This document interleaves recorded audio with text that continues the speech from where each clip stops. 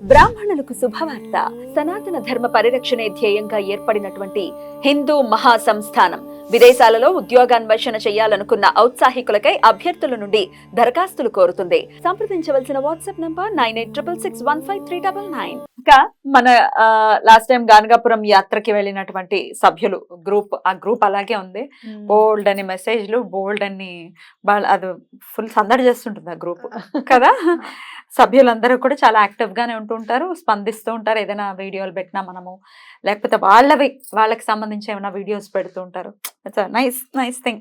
Continue అవుతుంది ఆ group. సుమారుగా చాలా మంది ఉన్నారు. రైట్. అయితే అందులో ఒక మెసేజ్ చేశారు. దీన్ని మరి మీరు ఎలా చూస్తారు, మీరు ఎలా అర్థం చేసుకుంటారు, ఎలా అర్థం చేసుకోవాలి అనేది ఒకసారి మీరు చెప్పాలి. చెప్తాను. చదవనా? మన గ్రూప్ లో అందరికీ శుభోదయం, శుభప్రదం, జయప్రదంగా మన యాత్ర సంపూర్ణం అయ్యింది. కానీ ఇది చాలా రోజులైంది యాక్చువల్ గా. ఇప్పుడు చదువుతున్నాను నేను. మీకంటా పడలేదు, నాకంటా పడలేదు. రైట్. మన యాత్ర సంపూర్ణమైంది, కానీ నా ఆరోగ్యం బాగోలేదని చాలా బాధపడ్డాను. చనిపోతానేమో అని అనుకున్నారు. అంతగా బాగోలేదు. అప్పుడు స్రవంతి అమ్మని, దత్తాత్రేయ స్వామిని ఒక్కసారి మనసులో అనుకుని కళ్ళు మూసుకున్నా. అంతే. స్రవంతి అమ్మ నా దగ్గరికి వచ్చి నా నుదుటికి విభూతి ధారణ చేశారు. నా పొట్ట మీద చేయి వేసి నిమురుతూ ఇకలే అన్నారు. అంతే. నా ఒళ్ళు చెమటలతో తడిసిపోయింది. మీకెందుకు చెప్తున్నాను అంటే, దత్తాత్రేయ స్వామి స్రవంతి అమ్మ రూపంలో నా దగ్గరకు వచ్చారు. మీలో ఎవరికైనా ఎప్పుడైనా సమస్య ఉంటే స్రవంతి అమ్మని ఒక్కసారి మనసులో అనుకోండి చాలు అంటూ వాడు మెసేజ్ పెట్టారు. యా, ఎట్లా చూస్తారు ఈ మెసేజ్? నేను అంటే ఆ మెసేజ్ వచ్చిందేమో ఓవర్లుక్ చేశానేమో, నాకు ఓవర్లుక్ చేసినట్టుగానే గుర్తుంది. చదివినట్టుగా అయితే నాకు ఎక్కడ అనిపించలేదు. అయితే మనతో పాటు ఇంకో ఆవిడ, మాకు తెలిసిన ఆవిడ కూడా ట్రిప్కి వచ్చారు. ఆవిడ కాల్ చేశారు. చేసి, శ్రవంతి గారు మిమ్మల్ని అందరూ అసలు దేవతనే అనుకుంటున్నారండి. ఇట్లా హీలింగ్ చేస్తాను కదా నేను. ఆ అమ్మాయికి మెడ నొప్పి తగ్గింది. మాస్టర్ ఈకే గారిని తలుచుకొని హీలింగ్ చేస్తే వెంటనే మెడ నొప్పి తగ్గి 10 నిమిషాలు పడుకుని పోయింది ఆ అమ్మాయి. 2 నిమిషాల్లోనే అట్లా తగ్గింది. ఒకళ్ళకేమో ఇట్లా జ్వరం తగ్గింది, మాకు ఇలా అయిందని చెప్పి వాళ్ళ అనుభూతి ఆవిడకి ఫోన్ చేశారు. నాకు బాగా దగ్గర వ్యక్తి కాబట్టి తనతో కాల్స్ మాట్లాడుతూ ఉంటారు అనమాట అందరూ. మీరు చెప్పండి మేడంకి, మేడం బిజీగా ఉంటారు కాబట్టి మీకు చెప్తున్నాం అని చెప్పి చెప్తూ ఉంటారు. అంటే నేను అన్నాను, ఇది వాళ్ళ అభిమానం అండి, అలా పెంచుకున్నారు వాళ్ళు అంతే అని చెప్పి నేను అనుకున్న మాట వాస్తవమే. అభిమానం కిందకే నేను చూశాను. కానీ స్వామి అంతర్లీనంగా ఏం చెప్పాలి అని అనుకున్నారు అన్నది మాత్రము నాకు కూడా ఒక 2 నెలల తర్వాత అర్థమైంది పద్మిని. ఎందుకంటే నీకు తెలుసు, నేను ఈ మధ్య కొంచెం గానగాపురం ఆయన దయ వల్ల ఫ్రీక్వెంట్ గా వెళ్తున్నాం అని చెప్పి నీకు తెలుసు కదా. వెళ్ళినప్పుడు ఈయనతో పాటు నేను వెళ్ళాను. వెళ్తే అక్కడ నాకు 2 జరిగే అనుభవాలు. ఏంటనంటే, సుదర్శన హోమం చేస్తున్నారు. చేస్తూ ఉంటే, అమ్మ ఒక బ్రాహ్మడు తగ్గిపోయారు, మరి మీరేమన్నా ఒకడని తీసుకొని వస్తారా అని అంటే, నేను జనరల్ గా విజయ్ గారిని అడుగుతాను. అంటే ఆయన ఏదున్నా పిల్లలకి చూసుకోవాలి కదా, ఆయన ఇంట్లో ఉండాలి. చిన్న పిల్లవాడు వాళ్ళ బాబు. మరి 2 days 3 days ఉండాలి అంటే ఇంట్లో పనులు కూడా ఉంటాయి కదా. ఈసారి మళ్ళీ వస్తానండి అని అన్నారు. అన్న తర్వాత నేను అయ్యప్ప ఉన్నారు కదా, మనకి క్యాటరింగ్ చేస్తారు కదా, ఆయనను అడుగుదామని అనుకున్నాను. కానీ మళ్ళీ నా వల్ల వాళ్ళకి వర్క్ డిస్టర్బ్ అయిపోతుందేమో అన్న ఉద్దేశంతో అడగకుండానే నేను వచ్చేసాను. గానగాపురం వెళ్ళిన తర్వాత చూసుకుంది ఏంటంటే, ఇంపార్టెంట్ మెడిసిన్స్ ఇంట్లోనే మర్చిపోయాము. వేసుకోవాల్సిన మెడిసిన్స్ ఇంట్లోనే ఉండిపోయాయి. అవి ఎక్కడ దొరకవు. గానగాపురంలో అస్సలు దొరకవు. రిటర్న్ రావాల్సింది ఆ మెడిసిన్ కోసం. రిటర్న్ వెళ్ళిపోదాము అని అంటే, ఊరుకో అట్లా ఏం కాదు చూద్దాంలే అని ఈయన అనడము. నేను మళ్ళీ అయ్యప్పకి ఫోన్ చేసి రిక్వెస్ట్ చేసి, మీరు రండి, ఇది స్వామి చెప్పిందే. ఎందుకంటే ఎప్పుడైతే అతను వస్తాడో అప్పటి నుంచే స్టార్ట్ అవుతుంది అనమాట హోమం. ఎట్లా హోమానికి టైం ఉంది. ఇది స్వామివారి అనుగ్రహంగానే భావించాలి. ఇంకా మీరు తప్పించి ఎవరు లేరు నాకు తెచ్చిపెట్టే వాళ్ళు. ఇంకో అబ్బాయి ఉన్నాడు రవి, కానీ అతను కూడా ఊరు వెళ్ళిపోయాడు అనమాట.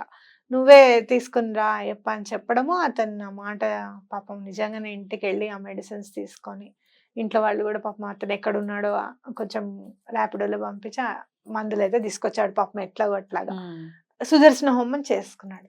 అంటే స్వామి సంకల్పం ఉంటే, మన స్ఫురణకు వచ్చినప్పుడు ఎప్పుడైతే పర్వాలేదులే వాళ్ళని మనం అడగద్దు అని గనక మనం అనుకుంటే ఎలా తీసుకొచ్చుకోవాలో దారం కట్టైనా తీసుకొచ్చేసుకుంటారు స్వామి అనేది ఇదొక ఇన్సిడెంట్. తార్కాణం. ఎందుకంటే ఊరు వెళ్ళడం అని అంటే మేము ఎప్పుడు ఏది మర్చిపోం పద్మిని అసలు. డబుల్ చెక్ గా ట్రిపుల్ చెక్ చేసుకుంటాం. ఇక ఉన్నాయి అవి ఉన్నాయి ఇవి ఉన్నాయి అన్ని చూసుకుంటాం. అలాంటిది మందులు ఎంత ఇంపార్టెంట్ మర్చిపోయాము అని అంటే అది స్వామివారి లీలే. ఇంకా అయ్యప్పని తీసుకురావడానికి అని చెప్పొచ్చు. అలాగే లైన్లో నుంచున్నప్పుడు ఆ మనం మామూలుగా ఎవరన్నా చాలా బాధపడ్డారనుకో పద్మిని, అది నా గుండెల్లో ముద్ర అయిపోతుంది అనమాట. అయ్యో ఎంత బాధపడుతున్నారా అని. చాలా బాధపడుతున్నారు అని అంటే మనం గానగపురం యాత్రకి వెళ్ళినప్పుడు మెట్లు దిగుతూ ఉంటాం అనమాట దర్శనానికి. ఎక్కి కాంప్లెక్స్ ఎక్కి దిగాలి మెట్లు. మనం ఎప్పుడు మనం డైరెక్ట్ దర్శనంకి వెళ్ళిపోతాం కదా, పాదుకా దర్శనానికి వెళ్ళినప్పుడు మనకి ఆ లైన్ కనపడుతుంది, మెట్లు ఉంటాయి. ఒక మెట్లు ఎక్కి దిగుతాం. అది దిగుతున్నప్పుడు ఆవిడ విపరీతంగా బాధపడుతుంటే నేను అన్నాను, మీరు స్వామి సన్నిధికి వచ్చారు, పాదుకా దర్శనానికి తెల్లవారుజామున వచ్చి చేసుకుంటున్నారు, స్వామికి చెప్పండి మీ బాధ ఏంటి అని.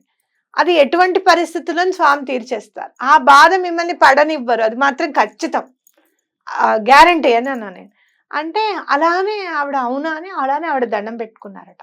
అదే కాంప్లెక్స్ లో నేను మళ్ళీ అదే పాదుకా దర్శనం అయిపోయి సాయంత్రం పల్లకి దర్శనానికి వెళ్ళినప్పుడు ఆవిడ గుర్తుకొచ్చారు. పద్మిని ఎలా ఉన్నారు ఆవిడ అని. మీకు ఎవరో తెలియదు ఆవిడ?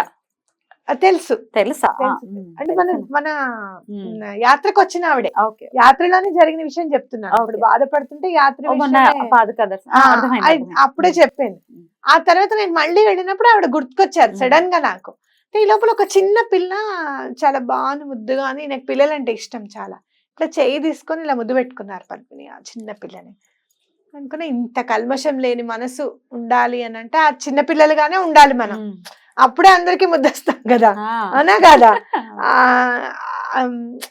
కదా, భగవంతుడికి కూడా మనం అలా చూడంగానే భగవంతుడు మనం దగ్గరికి తీసుకోవాలి అంటే అంత కల్మషం లేని మనసు ఉండాలన్నమాట అని నాకు అనిపించింది. ఎందుకు ఆ నిమిషంలో అలా ఎంత అదృష్టవంతులు చిన్నపిల్లలు అని అనిపించిన తర్వాత 2 నిమిషాలు అంతే ఆవిడ వచ్చి నా చేయి తీసుకొని అలానే ముద్దు పెట్టుకున్నారు. చవంతమ్మా మీరు ఇక్కడ ఉన్నారా, మీ గురించి నేను ఇప్పుడే 2 సెకండ్ల క్రితం ఆలోచించాను, మీరు గానగపురంలో ఉన్నారా అని అంటే అవునండి ఇప్పుడే ఇందాకే గంట అయింది మేము వచ్చి, మీరు ఆ రోజు అన్నారు కదా ఇక్కడ నుంచి అడిగితే స్వామి ఏ కష్టమైనా తీర్చేస్తారని, నా కష్టం తీర్చేస్తారని. అవునా, అసలు ఎంత ఆశ్చర్యం అనిపించింది నాకు అని అనిపించింది. ఇందులో మనం చూడాల్సింది ఏంటి అంటే స్వామి సశరీరంగానో తన రూపంలోనో రావాల్సినది అవసరమే లేదు. ఏ రూపంలో, నా రూపంలో రావచ్చు, నీ రూపంలో రావచ్చు, ఇంకో రూపంలో రావచ్చు, మనుష్య రూపంలో ఏదైనా, గాలిగా కూడా రావచ్చు. పెద్ద గాలి వీచిందండి అప్పుడు నాకు చాలా ఆనందం అనిపించింది, లేచి కూర్చోగానే నాకు రోగం తగ్గిపోయిందని కూడా చెప్పచ్చు.